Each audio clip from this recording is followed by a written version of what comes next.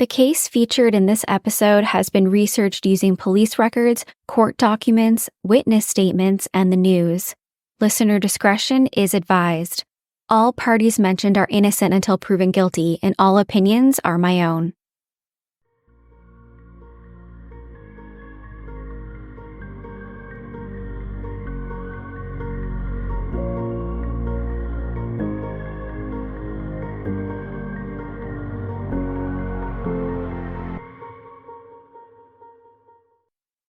Hey everyone, my name is Nikki Young, and this is Serial Napper, the true crime podcast for naps. I'm back with another true crime story to lull you to sleep or perhaps to give you nightmares. Before I jump right into tonight's episode, I just wanted to give you guys my biggest thank you, especially to all of my listeners who have kind of just stuck it out with me throughout my break. I did try to completely disconnect from social media during my time away, but I did see everyone's comments and your emails and your messages, and I'm just sort of working through them now. So stay tuned, and I'm sure I'm going to get back to you shortly. The break was desperately needed, but I am feeling a little bit better. I just moved to Germany about a week ago, and I don't have my household furniture yet. I'm living in basically hotels and Airbnbs with 2 kids and a dog, and it's been a challenge, but I didn't want to wait any longer to get back to recording, so here I am. There may be a few bumps in the road as I try to get settled in here.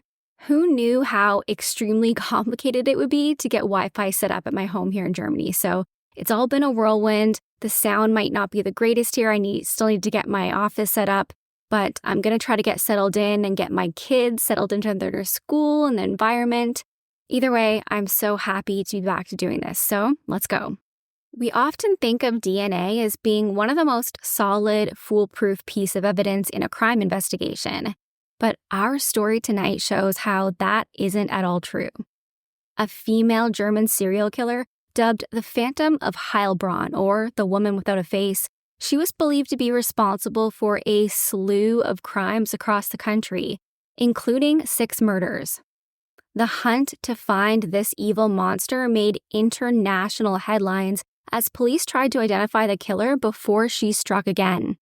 The Phantom of Heilbronn was said to have committed various offenses, including theft, which left the police puzzled.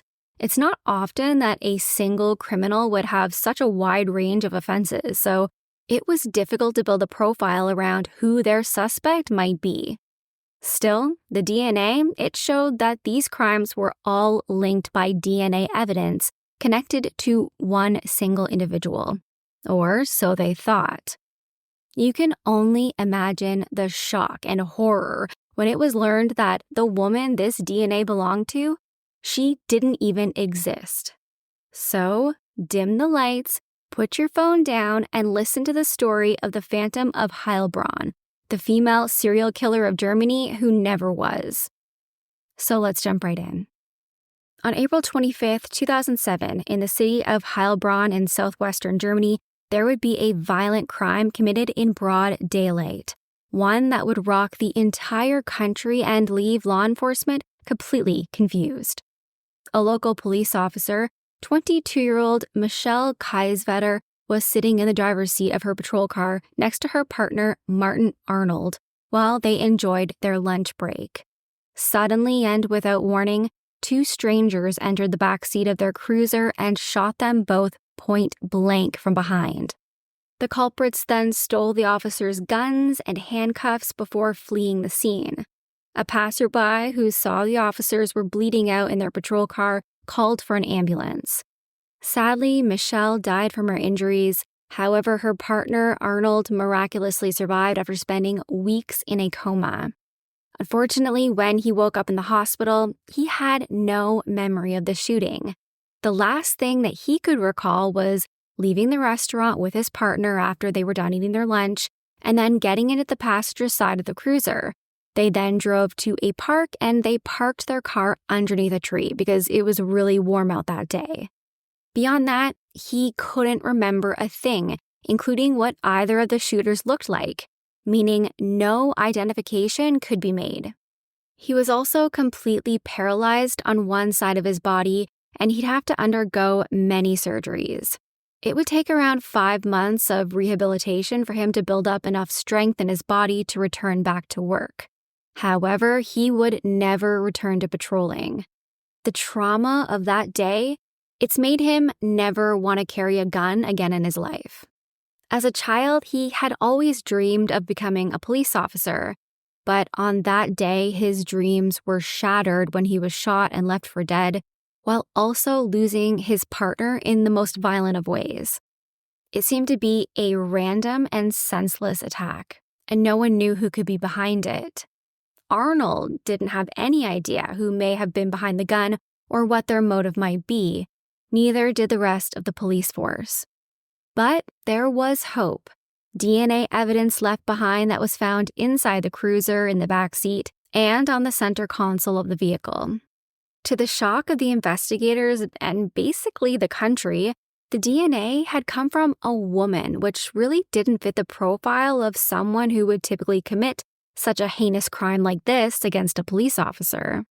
Still, it was a lead, and one that they had to follow.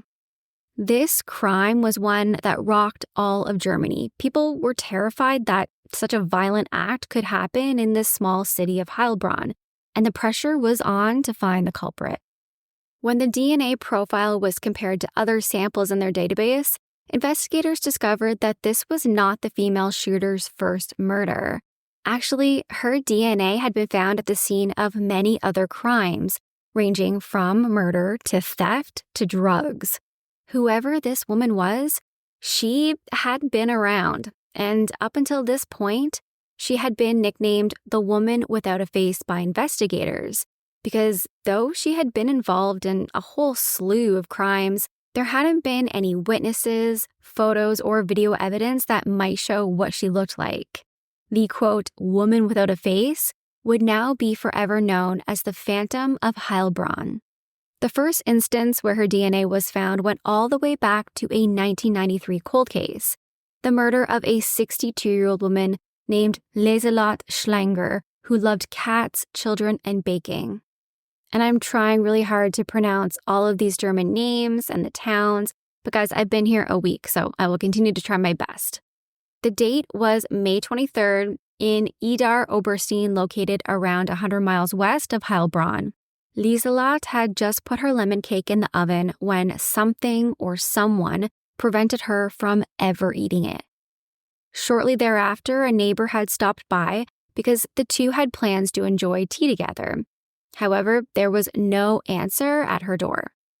The neighbor decided to check inside the home to make sure that everything was okay, and that's when the body was discovered. Lieselotte had been strangled with a piece of wire that had been holding together a bouquet of flowers. The bouquet of flowers was now just scattered all over the floor. Police interviewed the other neighbors, but no one had seen or heard anything strange that might be of help. There weren't any witnesses to this murder. There was, however, DNA evidence which was found on the rim of a teacup inside the home. This DNA profile was a match to Michelle's color that would happen many years later in her police cruiser. So whoever had shot the police officers had also strangled this elderly lady in her home more than a decade prior. That wasn't the only murder that this DNA sample was tied to. In 2001, an antique shop owner named Joseph Walzenbach was discovered murdered in his store. He had been strangled to death with a piece of garden twine, and whoever had killed him had turned the open sign over to say closed before they left, which is kind of creepy. A small amount of cash had been taken from him, around $230, which is a shocking number considering how brutal his murder had been. A DNA sample was found on his body, on a few of the items in his shop, and on the door handle that would match the Phantom of Heilbronn. These two murders made sense that they could have been committed by the same killer because they were both strangulations where the killer used a weapon of opportunity, something that they had just found lying around the victim's home or shop. However, the next instance where the Phantom's DNA had been found, it was quite a switch-up. In 2001, a child in Germany had accidentally stepped on a heroin needle, and the parents wanted the police to pursue charges against whoever had left it lying around. When investigators swabbed this heroin needle, they found the Phantom's DNA on it. So not only was this woman a killer, but she was also a drug addict. Interesting. DNA samples were taken from approximately 3,000 women in the area who had been described as homeless drug users who had at one point committed a serious crime, but there were no matches to the Phantom. In 2003, on New Year's Day, there was a break-in at a business office near Frankfurt, and a coffee tin full of change had been stolen. A scraping of skin had been found near where the coffee tin had been taken, and when it was swabbed, the DNA came back as a match to the Phantom. This break-in was described as, quote, a professional job because there weren't any fingerprints left behind. So now, the Phantom of Heilbronn was believed to be a brutal killer, a heroin addict, and a professional robber, a coffee tin robber. In total, her DNA would be found at the scene of approximately 30 break-ins. A prosecutor by the name of Gunter Horn would refute the claims that the Phantom had to be some kind of professional criminal genius who always stayed one step ahead of the police, instead saying, quote, she leaves no fingerprints because she wears gloves. That is pretty standard. There are no witnesses, presumably because she steals in, she strikes, and she leaves. Now, around this time, all of the European countries began sharing access to their DNA databases. And that's when it was learned that not only had the Phantom been a prolific criminal in Germany, but they were committing crimes in other European countries like Austria and France. Also, this DNA sample was connected to other various petty crimes. We're talking break-and-enters, car thefts, robberies. This woman's DNA was found at a crime scene where, in 2001, a cookie trailer had been broken into and all of the cookies had been eaten. The Phantom was now allegedly a cookie thief. Her DNA had also been found on a toy pistol that had been used to rob a gem store in France. None of it seemed to add up, and yet the DNA, it said that all of these crimes were connected to this one woman. In 2005, in Worms, Germany, a Roma man had shot his brother, and investigators found the Phantom's DNA on one of the bullets. So, did the Phantom have accomplices in these crimes? Did she help this man to shoot his own brother? If she did, certainly none of these accomplices were turning on her, even after they were arrested and behind bars. Nobody admitted to knowing who she was or working with her. In 2006, in Saarbrücken, Germany, there was an attempted break-in. Someone happened to see the burglary in progress, and they called the police. So finally, there was an eyewitness. The police found the Phantom's DNA at the scene, but surprisingly, the eyewitness said that the person they saw breaking in was actually a man who had facial hair. This didn't match the DNA profile of a woman, which led the police to believe that the Phantom could have actually been a transgendered man. Biologically, a woman, their DNA would match up as a woman, but presenting as a man, a transgender man physically. Then in January of 2008, there was a triple homicide in Heppenheim, Germany, where the bodies of 3 used car dealers were found in the Rhine River. There were 2 foreigners who were arrested in connection to the murders, and initially it was believed that the victims had been killed for money. One of the suspects who was arrested was a man from Iraq, and when they searched his vehicle, they found the Phantom's DNA again. Now they believe that she could have either been an accomplice in this triple homicide, or at the very least, this suspect was an associate of hers. He must have known her. They questioned the suspect about how he knew the Phantom, what he knew about her, and her involvement in the murders, but he refused to say anything. So was he protecting her? The hunt for the Phantom of Heilbronn felt like a wild goose chase. Authorities offered a reward of $400,000 for any information that would lead to her identification and arrest. But no one stepped forward with anything that could be helpful. Investigators were completely baffled, and they asked for assistance from profilers all across Europe to help nail down who this woman could be. What kind of person had such an extensive rap sheet that included crime scenes all across Europe? This person had no clear MO or patterns, and an extensive list of possible associates from all backgrounds. And again, none of these associates would even admit her existence, even when offered immunity. Investigators went as far as to consult psychics to see if maybe they could provide any sort of direction about where to look, any information at all, but no such luck. Whoever the Phantom of Heilbronn was, she seemed to be the most elusive criminal of all time. She would be implicated in 40 crimes, 6 of which were murders, while the police spent 8 years, about €2 million, and over 16,000 man-hours searching for this terrifying woman. But every time, the police came up empty-handed. Then, in March of 2009, the tide turned when investigators attempted to identify a burned corpse that they had found back in 2002. They believed that this man may have been an asylum seeker, and they were able to lift his fingerprints from his asylum application, but they couldn't find a match in their system. So they tested the prints for DNA, and they were shocked to find that they contained the Phantom's DNA. The Phantom was a female, but this asylum seeker was a male, so how was this possible? They repeated the test with a different cotton swab, but this time there was no Phantom DNA found. So how the heck is that possible? Plot twist, it's not. And this is when a light bulb went off and investigators thought that perhaps, maybe, just maybe, it was possible the cotton swabs that had been used to collect the DNA sample was contaminated. That's right, the cotton swab used for collection already had the Phantom of Heilbronn's DNA on it. And this went much further than this single case.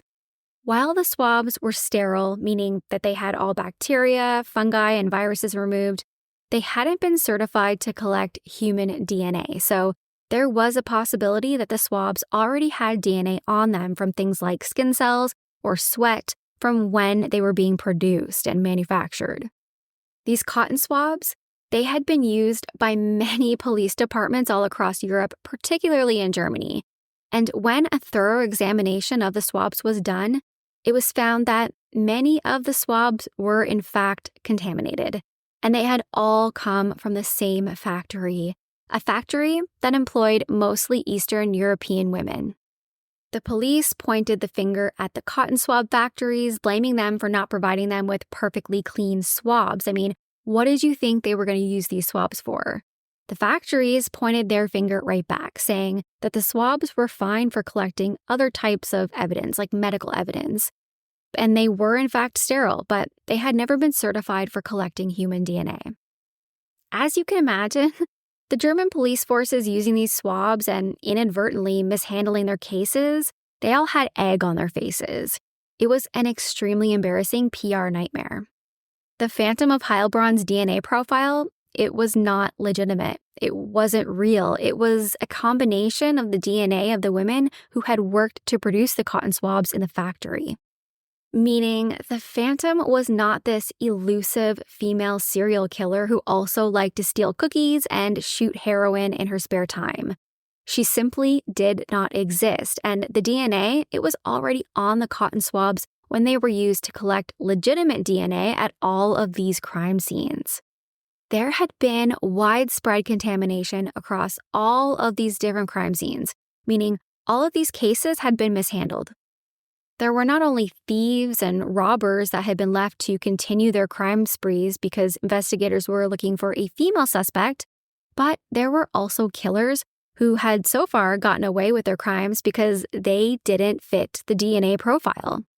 And funny enough, if you can call it that, over the years, investigators wondered why there were so many of these phantom crimes happening in close proximity to each other, especially in Germany, but none in Bavaria, located in the southeast of Germany.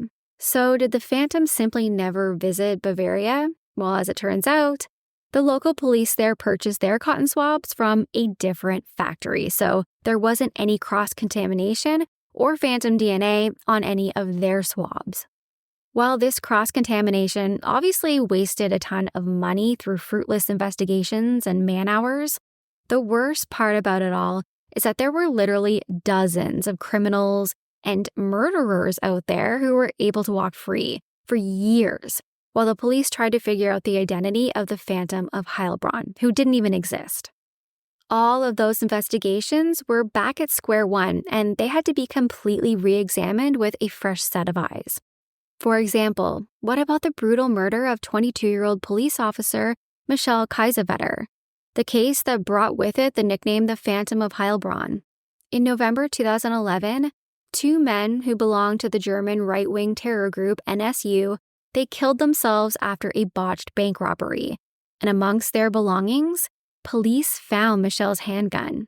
It's now believed that it was members of this terrorist group who hopped in the back of her cruiser that day and shot her and her partner in the back.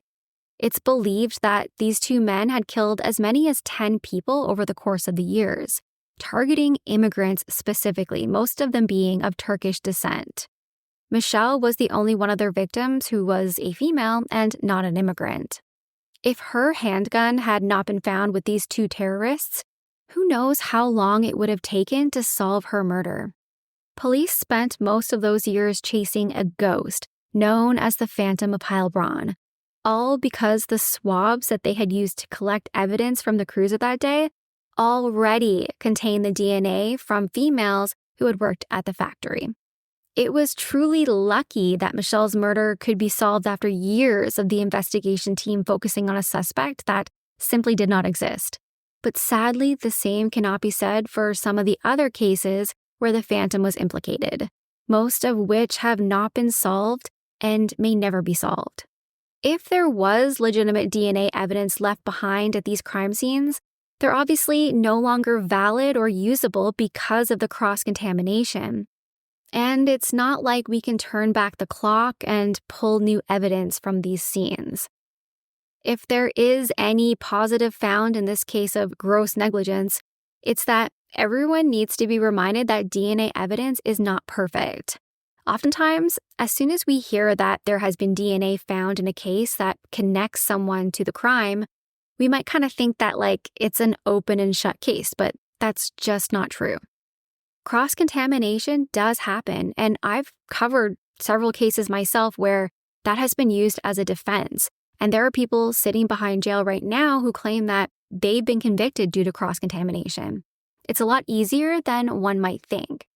DNA evidence should be used to guide the police on the direction of their investigation, but it's just another tool. It should never be the only key to identifying the suspect. Again, there are people sitting behind bars today convicted of crimes that they didn't do because of cross-contamination, so it's something to be aware of.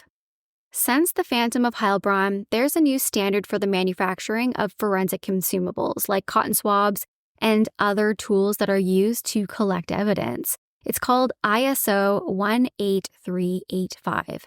So now there are very specific requirements that need to be met by these manufacturing companies that make products for DNA testing to ensure that there isn't any cross-contamination happening, because previously this wasn't even really a thought.